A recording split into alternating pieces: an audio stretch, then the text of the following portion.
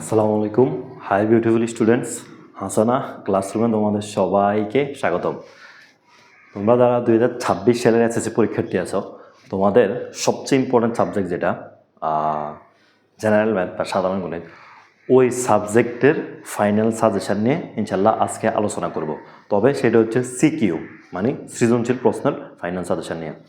তো ভাইয়ারা, তোমরা যারা আমার চ্যানেলটা প্রথমবার ভিজিট করতেছো, তোমাদের কাছে রিকোয়েস্ট থাকবে তোমরা চ্যানেলটা সাবস্ক্রাইব করে পাশে থাকা বেল আইকনটা ক্লিক করে রাখবা, যেন এরকম ভিডিওগুলো আপলোড দেওয়ার সাথে সাথে তোমাদের কাছে নোটিফিকেশন চলে যায়। এবং ডেসক্রিপশনে এবং কমেন্টসে আমার ফেসবুক পেজের লিঙ্ক দেওয়া থাকবে, তোমরা পেজটা ফলো দিয়ে পাশে রাখবা। তো চলো আমরা শুরু করি। সর্বপ্রথম দেখো, আমি তোমাদেরকে এর আগেই একটা ভিডিওতে বলেছিলাম যে তোমরা যদি জাস্ট 4টা অধ্যায় কমপ্লিট করতে পারো, তাইলে তোমরা জেনারেল ম্যাথে A+ পাইতে পারবা ইনশাল্লাহ, বা সিকিউতে 5টা সৃজনশীলে কমন দিতে পারবা 50 মার্কের, এবং শর্ট কোশ্চেন এসকিউতে দিতে পারবে। তো ওই 4টা অধ্যায় কী ছিল আমি তোমাদেরকে গত একটা ক্লাসে বলছিলাম। ওই 4টা অধ্যায় ছিল হচ্ছে বীজগাণিতিক রাশি, এরপরে ছিল বৃত্ত, বীজগাণিতিক রাশি মানে তৃতীয় অধ্যায়, এরপরে ছিল বৃত্ত, এরপরে ছিল ত্রিকোণমিতি, এরপরে ছিল হচ্ছে পরিসংখ্যান। তো এখানে একটা জিনিস খেয়াল করো, আমি জাস্ট তোমাদেরকে এই 4টা অধ্যায় থেকেই সাজেশান দেবো, এবং কোন কোন সৃজনশীলগুলো তুমি করলে, কোন কোন সৃজনশীলগুলো তুমি কমপ্লিট করলে তোমার ওই অধ্যায়ের আর কিছুই পড়তে হবে না বা সৃজনশীল করতে হবে না, বা এই ক্যাটাগরির সৃজনশীলগুলো করলেই এগুলোর যে আনসার আছে, যে কোশ্চেনগুলো আছে, ওগুলোই তোমার পরীক্ষাতে আসবে ইনশাল্লাহ। যদি না হয় তোমাদেরকে আমি চ্যালেঞ্জ দেবো না, অনেকে তো চ্যালেঞ্জ দেয়, ওইরকম চ্যালেঞ্জ না। আমি তোমাদেরকে বললাম আমি 95% শিওর, কারণ এখন হচ্ছে পরিবর্তিত সিস্টেম। আগের যদি সিস্টেম থাকতো, আগের সরকার আমরা যদি পরীক্ষা হইতো বিগত অনেক বছরে, তাহলে আমি তোমাদেরকে বলতাম তোমরা জাস্ট এগুলো করবা, এগুলো থেকে 100% কমন আসবে। বাট আমি কনফার্ম দিব না, কারণ আমি 95% কনফার্ম দেবো ইনশাল্লাহ, দেখবা আসবা। আর আমি এখন 95% দিতেছি, তুমি দেখবা ইনশাল্লাহ পরীক্ষার পর আমার এটার সাথে মিলিয়ে দেখেও দেখবে যে 100% কমন আসছে এখান থেকে। 5টা সৃজনশীল তুমি জাস্ট এই কয়েকটা সৃজনশীল করবা, তাইলে হবে। সর্বপ্রথম দেখো বীজগাণিতিক রাশি, তৃতীয় অধ্যায়। বীজগাণিতিক রাশিটা যদিও সহজ, বাট এখানে কোশ্চেনগুলো একটু ক্রিটিক্যাল আসে, যার কারণে এখানে সবচেয়ে বেশি সৃজনশীল দিচ্ছে। আমি অ্যানালাইসিস করে সবগুলো থেকে এই কয়েকটা সৃজনশীল বের করে নিয়েছি। তোমরা এই কয়েকটা করলেই হচ্ছে যে তোমাদের এই আদরে যতগুলো সৃজনশীল আছে সবগুলো তোমরা পারবে এবং কমন আসবে। আরেকটা কথা যদি তোমাদেরকে বলি, তোমাদের থাকবে হচ্ছে 4টা পার্ট, মানে একটা হচ্ছে বীজগণিত, জ্যামিতি, ত্রিকোণমিতি, আর একটা হচ্ছে পরিসংখ্যান। 4টা পার্ট থেকে তুমি 5টা কোশ্চেন করতে হবে। তো 4টা পার্ট থেকে তুমি 4টা দিলা, বাকি একটা যে কোনো পার্ট থেকে দিবা। তো তোমরা তো জানোই, তোমরা এবার তোমাদের জন্য সবচেয়ে সৌভাগ্যের যেটা, তোমরা হচ্ছে পরিসংখ্যান থেকে এবার হচ্ছে 2টা দিতে পারবা। এটা তোমাদের সবচেয়ে সৌভাগ্য। এবং তোমরা দেখো, পরিসংখ্যানে তুমি সবচেয়ে কম পড়ে তুমি মাত্র 4টা কমপ্লিট করলে তুমি 2টা সৃজনশীল দিতে পারবা। এটা একেবারে 100% কনফার্ম। আমি এখানে 100% কনফার্ম। তুমি হচ্ছে জাস্ট এই 4টা সৃজনশীল করলে এই 2টা দিতে পারবো। আর এখানে কী কী আসবে আমি একটু পরে বলতেছি। তবে এরা চলো আমরা শুরু করি। দেখো, সর্বপ্রথম তোমাদের যে বীজগাণিতিক রাশি, সর্বপ্রথম যেটা তোমাদের বীজগাণিতিক রাশি, ওখান থেকে তুমি 8টা সৃজনশীল করবা, ঠিক আছে? কুমিল্লা বোর্ড 25, রাজশাহী বোর্ড 25, চট্টগ্রাম 25, রাজশাহী 25, এখানে বরিশাল 25, দিনাজপুর 25, মাদ্রাসা বোর্ড 25, ময়মনসিংহ 24, মাদ্রাসা 23। তুমি যদি জাস্ট এখানে এই 8টা সৃজনশীল করতে পারো, 6, 8, এই 8টা সৃজনশীল করতে পারো, ইনশাল্লাহ তোমার বীজগাণিতিক রাশির যে কোশ্চেনটা আসবে ওইটা কমন আসবে ইনশাল্লাহ, ঠিক আছে? তুমি জাস্ট এই 8টা করবা। এই 8টা সৃজনশীলে যে 8 দুগুণে 16টা কোশ্চেন আছে, ওই কোশ্চেন থেকে তোমার পরীক্ষায় আসবে ইনশাল্লাহ, আমি তোমার কনফার্ম দিতে পারবো না, এবং তুমি একটা এখানে দিতে পারবা। এর বাইরে আমি অ্যানালাইসিস করে এগুলো বের করছি, ঠিক আছে? একটা জিনিস মাথায় রাখবো, পরীক্ষার আগে শেষ মুহূর্তে কৌশলী পড়াশোনা করতে হয়। কৌশলী পড়াশোনা ছাড়া তুমি কখনোই আগাইতে পারবা না। এখন শেষ সময়, তোমরা যে যাই করছো, কেউ হয়তো অনেক ভালো স্টুডেন্ট, কেউ মিডিয়াম রেঞ্জের, কেউ হচ্ছে লো ক্যাটাগরির।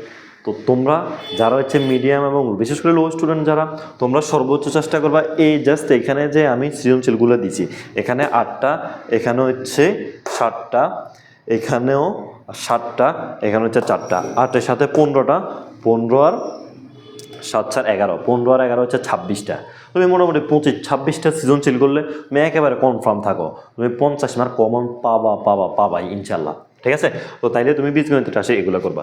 এরপরে আসো হচ্ছে বৃত্ততে আমি তো বললাম জ্যামিতিতে 2টা পার্ট থাকবে। আমি কিন্তু তোমাদের আগেই হচ্ছে যে 50% সিলেবাস মাইনাস করে দিয়েছি। যেমন তোমাদের অধ্যায় ছিল 8টা, তোমাদের অধ্যায় কয়টা ছিল? 8টা ছিল। 8টা থেকে আমি 4টা বাদ দিয়ে তোমাদেরকে আর 4টা অধ্যায় পড়ার জন্য দিছি। ওই 4টা হচ্ছে এটা, এই 4টা পড়লে তুমি 5টা সৃজনশীল দিতে পারবা। ঠিক আছে, এই 4টা পড়লে 5টা সৃজনশীল মাস্ট দিতে পারবা।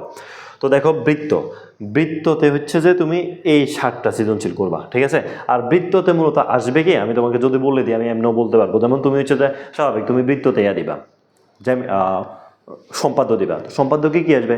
সম্পাদ্য আসবে বৃত্তের বহিস্থ কোনো বিন্দু থেকে দুটি স্পর্শক আঁকো, বা হচ্ছে পরিবৃত্ত, অন্তর্বৃত্ত, বহির্বৃত্ত। এবং তোমাদের 8.5 অধ্যায়ে 3টা মোস্ট ইম্পর্ট্যান্ট সম্পাদ্য আছে। একটা হচ্ছে রেখার উপর লম্ব, আরেকটা হচ্ছে রেখার সমান্তরাল, আরেকটা হচ্ছে 60 ডিগ্রি। তুমি এই মোটামুটি এই 7টা যদি করো দেখবা আমি মোটামুটি কনফার্ম এই 7টা থেকেই হচ্ছে বৃত্তের সম্পাদ্য আসবে। ঠিক আছে, এবং এখানে কিন্তু আমি উপপাদ্য সহ অ্যানালাইসিস করে দিচ্ছি। যেমন কেন্দ্রস্থ কোণ বৃত্তস্থ কোণের অর্ধেক, বৃত্তস্থ কোণের দ্বিগুণ, বৃত্তস্থ কোণ কেন্দ্রস্থ কোণের অর্ধেক। এরপর হচ্ছে যে বৃত্তের বহিস্থ কোনো বিন্দু থেকে 2টা স্পর্শক টানলে স্পর্শক দুটোটা সমান হবে। এরপর হচ্ছে যে ধরো আরেকটা ইম্পর্টেন্ট হচ্ছে যে মধ্যমাত্রায় সমষ্টি 3 বাহুর সমষ্টি অপেক্ষা বৃহত্তর।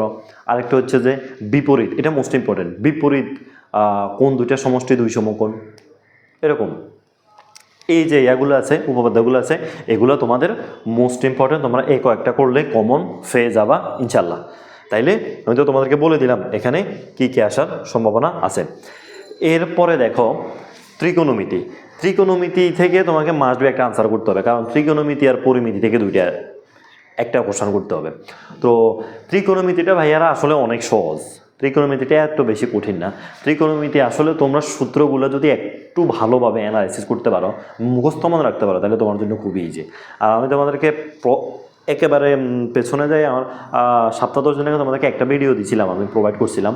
ওই ভিডিওটাতে আছে তোমাদের এই যে সংক্ষিপ্ত সিলেবাসের যে 8টা অধ্যায়, তোমাদের এই 8টা অধ্যায়ের সবগুলো সূত্র একসাথে আমি একটা ভিডিওতে তোমাদের জন্য একসাথে উপস্থাপন করছি, এবং একটা PDF আছে, তোমরা চাইলে ওইটা নিয়ে নিতে পারো। তাইলে তোমরা আলাদা করে সূত্র লিখতে হবে না। একটা জিনিস মাথায় রাখবা, গণিত পরীক্ষায় সূত্র মনে রাখা অনেক হার্ড একটা বিষয়। ঠিক আছে, তো তোমাদের জন্য আমি কষ্ট করে সবগুলো অধ্যায়ের সূত্রগুলো একেবারে বেসিক থেকে প্রো লেভেলের সবগুলো সূত্র ওই একটা ভিডিওতে প্রোভাইড করছি, এমনকি PDF আকারে দেওয়া আছে। তোমরা PDFটা ওখানে একটা লিঙ্ক দেওয়া আছে, লিঙ্ক থেকে নিবা। যদি লিঙ্কে না পারো কমেন্টসে আমার হোয়াটসঅ্যাপ নাম্বার দেওয়া আছে, ওখানে মেসেজ দিবা বা আমার ফেজের মেসেঞ্জারে মেসেজ দিবা, আমি তোমাদেরকে সম্পূর্ণ ফ্রিতে PDFটা দিয়ে দিব। ঠিক আছে, তাহলে ওখান থেকে তোমরা সূত্র, আর ওখানে আমি বুঝাই দিচ্ছি তুমি কীভাবে সূত্রগুলো মনে রাখবে। তুমি চাইলে একটা সূত্রের মাধ্যমে 3-4টা সূত্র মনে রাখতে পারবা। ঠিক আছে, এরপর আসা হচ্ছে ত্রিকোণমিতির 9.1-এর তুলনায় 9.2টা অনেক ইজি। 9.2 অনেক ইজি, 9.1ও সহজ তুমি যদি করতে পারো, বাট 9.2 অনেক ইজি। তো তোমরা এখানে হচ্ছে জাস্ট এই 7টা সৃজনশীল যদি করতে পারো, তাইলে তোমাদের ইনশাল্লাহ অবশ্যই কমন আসবে ত্রিকোণমিতি থেকে। জাস্ট এই 7টা সৃজনশীল, এই 4টা সৃজনশীল তুমি করলে তোমার ইনশাল্লাহ ত্রিকোণমিতি থেকে একটা সৃজনশীল তুমি অবশ্যই হচ্ছে যে দিতে পারবা। এইবার আসো, তাইলে আমরা কিন্তু 3টা পার্ট আলোচনা করে ফেলছি। তুমি এখান থেকে দিবা একটা, বৃত্ত থেকে দিবা একটা, ত্রিকোণমিতি থেকে দিবা একটা, তাহলে কয়টা হয়েছে? 3টা। এবার আসো তোমাদের সবচেয়ে ইম্পর্টেন্ট এবং সবচেয়ে মজাদার এবং তোমাদের জন্য সবচেয়ে সৌভাগ্যবান যে বিষয়টা ওইটা হচ্ছে তোমরা এবার পরিসংখ্যান থেকে 2টা সৃজনশীল আনসার করতে পারবা। পরিসংখ্যান থেকে হচ্ছে তোমরা 2টা সৃজনশীল আনসার করতে পারবে, এটা তোমাদের সবচেয়ে বড় সৌভাগ্য।